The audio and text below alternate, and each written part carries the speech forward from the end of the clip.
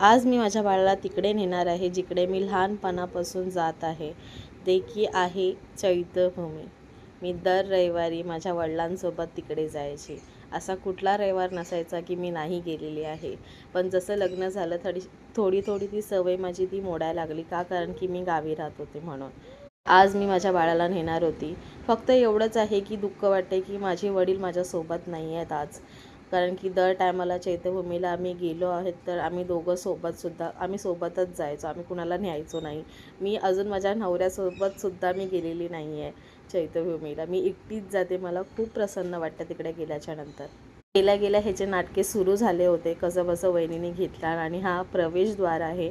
तर आम्ही प्रवेशद्वारात आतमध्ये जातच होतो तर खूप एकदम सॅटिस्फाय वाटत होतं की बरेच वर्षांनी महिन्यांनी नाही, मी बरेच वर्षांनी आली आहे इकडे. थोडीशी इथं आमची भांडणं झाली का? कारण की व्हिडिओज वगैरे शूट करून देत नव्हते.